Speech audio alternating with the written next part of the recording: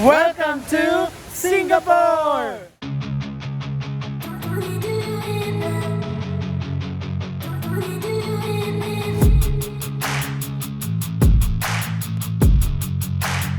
In this episode po, bibigyan po namin kayo ng guide kung ano po ba yung mga latest requirements and procedure going here in Singapore. Plus, syempre, bibigyan din po namin kayo ng mga tips kung ano nga po ba yung mga tinatanong ng immigration sa atin sa Pilipinas para sure na makakalusot tayo.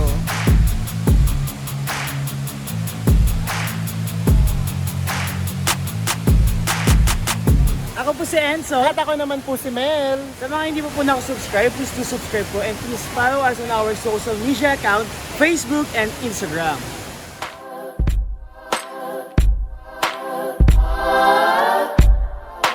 Hello guys! Yes, and we are going to Singapore. So kapag nanonood kayo nitong episode na to, lahat i-discuss namin dito kung ano po ba yung mga travel requirements and then immigration procedure and then ano ba yung mga possible na tanong ng immigration para po payagan tayong makalabas. So lahat po yan i-discuss natin para maiwasan natin yung pagka-offload. So for now, magbabayad muna tayo ng travel tax which is 1,620 pesos each. And then pagkatapos po nito, mag-check-in na po tayo.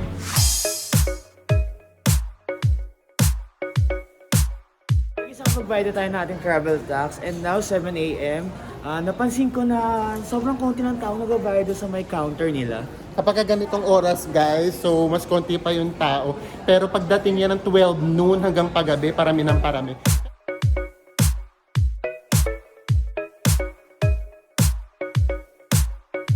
Guys, nakapag-check-in na tayo and then bibigyan kayo ng departure card.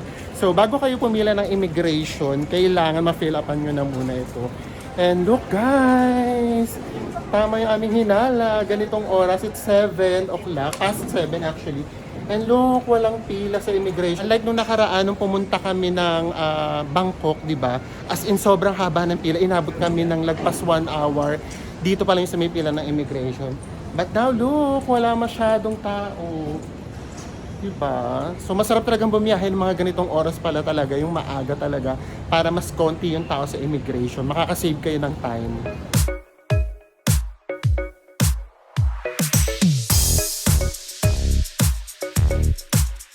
Sit, pipila na tayo sa immigration. Ready ka na ba? Ready na.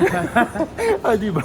Kahit ilang beses ka na tagal lumalabas ng bansa, pagdating talaga sa immigration, nakakakaba pa rin. So, tara, let's na! Babalitaan namin kayo pagkatapos ng immigration.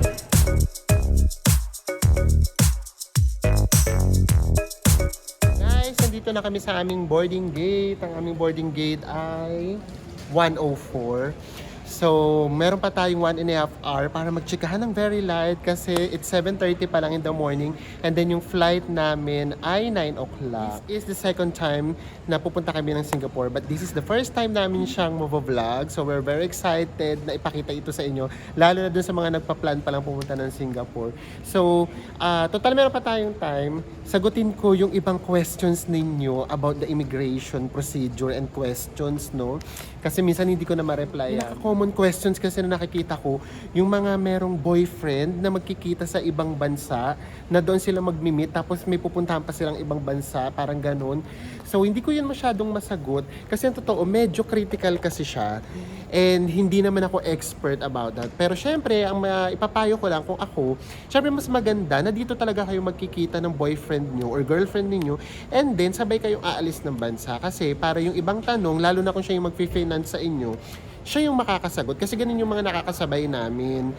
Meron silang kasamang foreigner na boyfriend. And then, ayun, sila yung tinatanong ng immigration officer. So, mas maganda na susunduin nila kayo talaga dito. Tungkol sa may bank statement, required ba siya? To be honest, no naman. Hindi naman siya required. Kasi kami never naman kaming hinanapan. Ngayon nga wala kaming dala. But for the peace of mind, kung gusto ninyong magdala, okay na lang din yun. Kasi para kapag ka tinanong or hinanap, meron kayo ipapakita. So basta ang kailangan lang naman ma-establish ninyo, dalawa lang talaga. Una, nababalik nga kayo ng bansa. Pangalawa, kaya ninyong gastusan yung travel ninyo. So kapag ka ganun kasi yung sitwasyon, mas madali na yon, lalo na kung kayo mismo yung mag-finance. Kasi lahat ng tanong sa inyo itatanong at masasagot nyo kaagad. Ang pinakamahirap nga kasi, halimbawa yon, yung hindi kayo ang mag-finance. Kasi syempre, hahanapan kayo ng maraming documents or maraming proof bakit yun na magpipinas, whatsoever, parang ganun. And then, yun nga, yung kapag wala naman kayong trabaho, so, paano kayo makakapunta ng ibang bansa? Paano kayo makakapag-travel kung wala kayong work? Saan yung source of income ninyo? And then, syempre, ang iisipin nila, baka maghanap kayo ng work sa ibang bansa. So, yun yung pinaka-critical. Basta ang red flag, ganito, first-timers, tapos yung mga walang trabaho, ayan talaga yung mga red flags kaagad. So, pero nga, hindi ko naman sinasabi na ma-offload agad kayo. Just as long as kaya ninyong sagutin lahat ng questions nila, and then meron kayong mga documents na magpapatunay or susupport doon sa may sinasabi ninyo, you'll be fine. I know you told your friend you're not okay.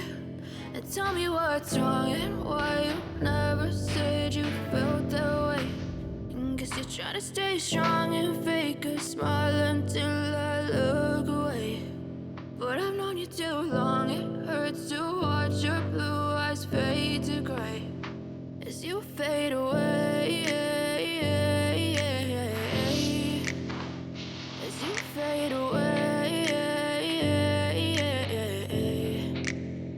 Yeah, I'm about to fade away. Guys, touchdown Singapore!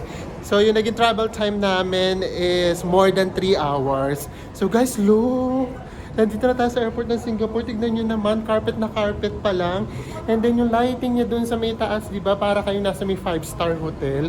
So titignan natin pagkapapasok kung ano pa yung hahanapin sa atin dito bago tayo makapasok ng Singapore. And then kailangan namin pumunta ng Terminal 3 kasi kumuha kami ng SIM card via Klook. And mind you guys, 300 plus lang yon, tapos 100 GB for 7 days. So imagine ganun kamura yung internet dito. So ang challenge ngayon ay kung paano kami makakapunta ng Terminal 3. Kasi nga napakalaki nitong airport na to. And then ang tagal na naming nakapunta dito. So nakalimutan na namin lahat. Hindi rin namin alam kung paano kami makakapunta dun sa may hotel namin. So yan ang challenge natin for today.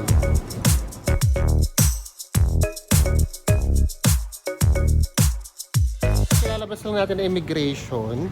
So as usual, gaya nga nasabi ko sa inyo, sa ibang bansa kapag papasok kayo wala namang hahanapin. So sa Pilipinas lang talaga maraming tanong at hahanapin. So ang hinanap lang ay yung inyong arrival card na kailangan nyo siyang fill upon 3 days before your flight. So ilalagay ko na lang yung link kung saan nyo siya pwedeng fill upan. So tandaan nyo, 3 days before or 2 days before, kailangan nyo na siyang fill upan bago kayo pumunta dito sa may Singapore. Yun lang yung hahanapin sa inyo guys. And then your passport. And then tapos na. Ganun lang siyang kasimple.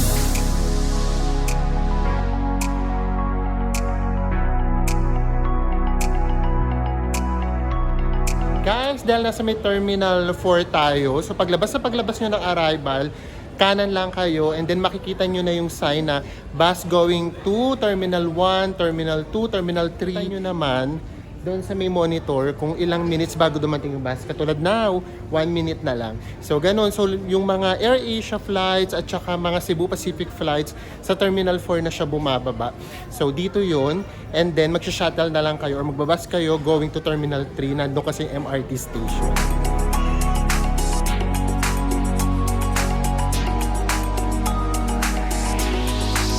Guys, nasa bus na tayo going to Terminal 3 kasi nasa Terminal 3 yung MRT and nandoon yung kukunin nating SIM card na binook natin via Klook. Guys, nandito na tayo sa may Terminal 3 and then as I told you, nandito sa may Terminal 3 yung train papunta sa city, tapos nandito din yung SkyTrain to Terminal 1. So nandito talaga yung mga transportation and transfer sa may Terminal 3. So, bababa lang tayo kasi kukunin na natin yung SIM card natin sa baba. Grabe guys, ang ganda talaga ng airport dito sa may Singapore. As in, pagbaba nyo ng Terminal 3, baba lang kayo sa may level 1 and then baka ma-confuse kayo kasi meron ditong mismong booth yung Star Hub pero hindi pala doon. So, dito kayo pupunta sa may UOB and then may nakalagay naman ditong Star Hub. Tapos ayan, nakalagay dito yung get your 100 GB na SIM card. So dito yun guys, hindi na kayo pupunta doon kasi meron doong Star Hub, baka malito pa kayo. Dito rin kayo ituturo. So dito mismo sa may UOB nyo kukunin yung SIM card ninyo kapag nag-book kayo sa Klook.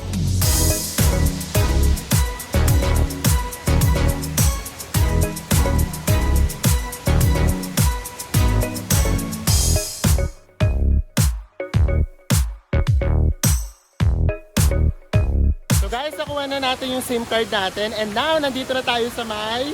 Jiwa! Hindi guys, hindi namin alam. So siya, Jewel siya. Ako naman sinasabi ko, Jewel. So whatever, kung anong pronunciation nyo gusto nyo. So alam nyo na yan. Ito, napaka-famous nito sa mga tourists. So di ba, ganda ng airport dito sa may Singapore. Ano silang paulan? Yes, may paulan. So hindi ka nakapunta ng Singapore guys kapag hindi ka nakapagpa-picture dito. And then meron pa tayong mga pupuntahan syempre sa mga susunod na araw na mga famous landmarks nila. So for now, ito lang muna ipapakita namin sa inyo guys. Look!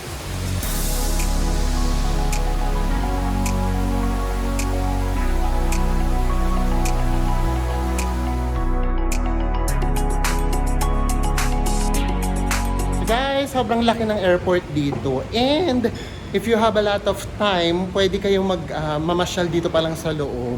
So kami hindi na. Pupunta na tayo sa may hotel natin. Pero halimbawa, maganda to dun sa merong mga layover dito na matagal. Meron kayong 6 to 7 hours na layover. Yung hindi na talaga kayo lalabas ng airport. And then may transfer kayo to another flight.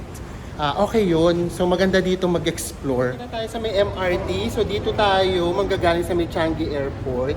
So medyo nakakalito kasi ang dami nilang MRT. Pero kapag alam na alam nyo kung saan naman mismo yung hotel nyo, kung saan location or saan station, okay din naman, madali din naman. So for example, papunta kami ng Clarke. So pwede kami magdalawang sakay na MRT, mag-transfer, o pwede rin namang isa lang, tapos lakad na lang. So syempre, di ba, tipid-tipid tayo. So lakarin na lang natin kung saan yung may pinakamalapit na station. Kasi ganun naman dito, lakad-lakad lang. So ayun, so hindi naman namin lahat nire-research guys kapag nagta-travel kami. Di ba, mas maganda rin na minsan may nag-discover kayong bago. Lalo na kung hindi naman kayo nagmamadali. Ay! So yan guys, so hindi na kami bumili nung pinaka-card nila. Kasi kapag bumili ka nung card nila, 10 SGD yun. Tapos yung 5, non-refundable na siya. Pero yung card naman na yun, pwede nyo siyang gamitin for 5 years.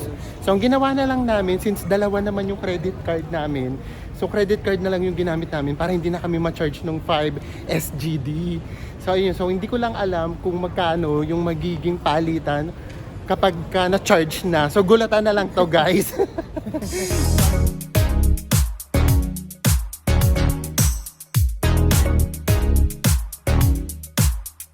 Nandito na kami sa aming hotel. Hindi na kami nakapag-vlog doon sa may MRT kasi wala naman kayong makikita. Lahat kasi ng MRT rito guys nasa may ilalim talaga. As in, ilalim na ilalim. So wala kang makikita talaga. Grabe yung hukay na ginawa niya. Sana sa Pilipinas din gano'n, no? Kaya mas konti talaga yung traffic na nagagawa kapag may mga construction dito. Kasi nga, sa ilalim talaga naguhukay. Hindi mo makikita, magugulat ka na may MRT na pala. Anyways, ito yung aming hotel. Actually, capsule kami. So ito, ang ganda ng location namin. Nandito lang kami sa may Clarke. So malapit na to, walking distance na to sa Marina Bay Sands. Tapos sa Merlion. Tapos may Gardens by the Bay. So puro walking distance na lang.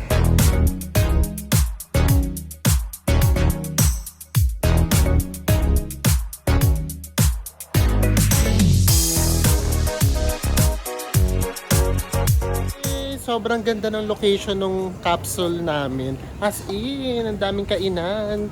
And then, ang dami rin mga bars. So, recap na tayo. So, bago kayo makapunta ng Singapore, unang-una nyo munang dapat gawin, 3 days before or 2 days before, kailangan nyo na kaagad mag-fill up ng arrival form. Yung link ilalagay ko sa ibaba. So, yun ang pinaka-requirements nila pagpasok dito. Next, ang hahanapin naman sa inyo na immigration, of course, yung inyong balikan na plane ticket. Lagi nilang hahanapin yung return ticket. So, kahit Singapore lang kayo pupunta, meron pa kayo ibang pupuntahan bago kayo umuwi ng Pilipinas, hahanapin nila yung plane ticket ninyo. Of course, hotel booking din. And then, kung may mga activities kayo na may papakita dito sa Singapore, go for it, ipakita nyo. Mas marami kayong proof na babalik kayo at magbabakasyon lang kayo, mas okay yun. So, pagdating naman dito sa may Singapore, lahat smooth na. Yung transportation medyo nakakalito lang talaga. Pero, okay naman kasi may mga guide naman eh. And then, basta kapag nagbasa naman kasi kayo, malalaman nyo kaagad kung saan station kayo bababa. So yun yung pinaka dapat ninyong gawin. Alamin ninyo yung location ng inyong hotel. Para alam nyo kung saan kayong MRT station bababa.